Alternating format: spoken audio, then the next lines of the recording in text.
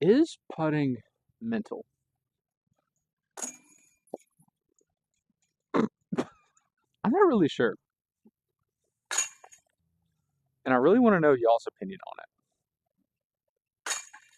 And one of the many reasons that I'm so curious about this is because we've all been in this scenario or situation where we parked a basket with one of our shots and we walk up to the putt and are like, knees weak, palms are sweaty, and we're thinking about the putt and we don't do that. That's unbelievable. And we doink the putt, and then out of frustration, we grab the disc that we threw, don't think about it, and then make the putt. Always leaves us with a question: how in the world did we just miss the putt that we thought through so much? Yet we picked up our disc, which is like usually a driver or a mid-range or whatever, and just effortlessly look at the basket and throw it in. Like, it doesn't make any sense. But we're going to figure it out today. Way back from the beach, I listened to a book called Golf is Not a Game of Perfect. It was on YouTube for free, and so I listened to it like kind of faster than usual, and I picked up a lot of different things from the book, and because of that, I kind of formed like two thoughts or two opinions of why I think putting is mental, way more than we think it is, and that's what I want to talk about briefly in this video. And so my first thought and reasoning for why I think putting is so mental is I think that we think too much. And what I mean by that is this: like, so often we walk up to a putt 20 feet, we should make it most every time.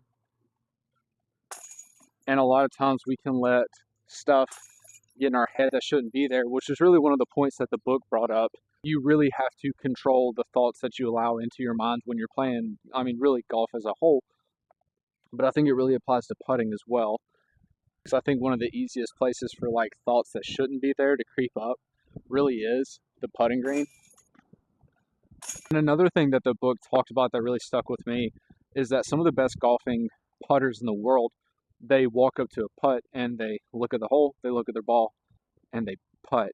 And I think so often we walk up to our putt, and instead of thinking about just looking at the basket and making the putt, we think of like every reason why it won't work. And so I think for us in disc golf, we have a relatively big target that we're aiming for. So that same kind of logic of look at your target and then putt could, I think, really be applicable to disc golf. Circling back to what I originally talked about in the intro about like when you get something parked close to the basket but miss the putt, but then make it with that disc.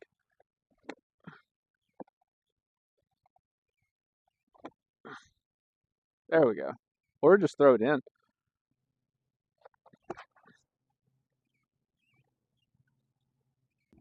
I think there's something that happens in those situations when you miss the close putt with your putters, but then you make them with a disc that's not even a putter. I think there's something that happens with that based off the logic that I learned in that book. And that logic is this: a lot of times we walk up to a 15-foot putt like this, and all we can think about is all the things that could go wrong, and we end up missing the putt. Whereas a lot of times after we pick up our disc that we threw and we missed the putt prior, we just look at our target and throw the disc.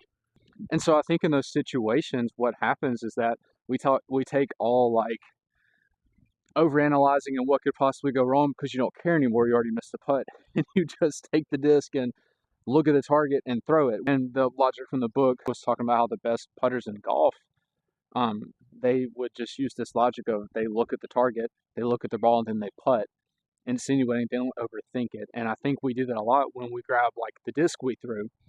Even though we missed our putt and we picked the disc up that we threw to putt with it, we take all overthinking out of it and we literally just look at the target and throw the disc at it, and a lot of times you make the putt.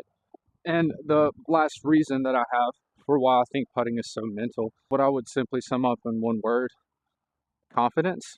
If you've played disc golf long enough, you can relate to how some of your best putting like stretches of your game usually is when you're the most confident in your putting. And so what I didn't tell you earlier is the author also talked about how the same golfers that use the logic of looking at the hole, looking at the ball, then putting, also walked up to every single putt with full confidence that they were going to make it, no matter how low percentage it actually was of them making the putt.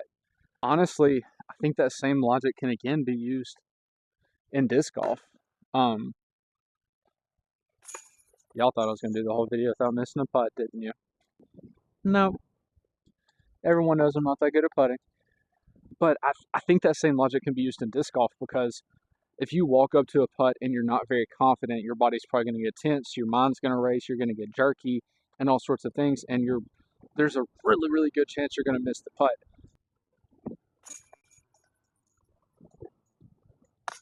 The reality of it is, if you walk up to a putt incredibly nervous and not confident, there's a really, really good chance you miss the putt.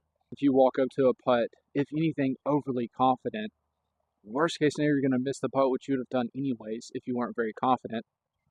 But if you walk up overly confident, you might end up making some putts that are low percentage just because your body was more loose, your mind was more focused, and you were able to do something like almost like adrenaline or instincts kicked in and do something that you usually wouldn't be able to do just because your mind was like in the right place, if that makes sense, and was confident.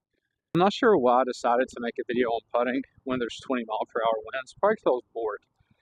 To sum it up, if you haven't already, I would definitely read the book or listen to the book, Golf is Not a Game of Perfect. And I personally think that putting is very, very mental. One of those reasons is that I think that we think too much. A lot of times when you can just not think about the putt too much, like when you pick up your disc that you threw after you just missed your putt with your actual putters and you make that so effortlessly, I think it's because you're not thinking too much.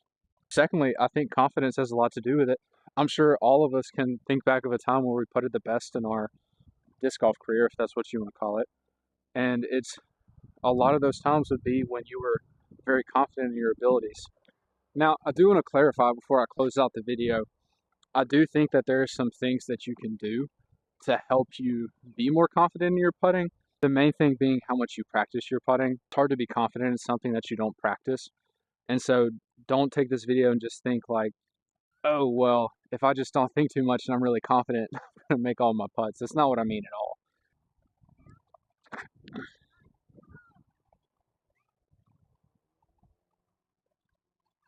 I'm not saying all of this will fix your putting. At the end of the day, myself and probably most everyone that watches this are amateur or just recreational golfers. So we're going to miss a lot of putts. And also have like another theory that I'm kind of testing with putting. That's something that has to do with 20-foot putts. As always, love y'all. Stay snappy. See you in the next one.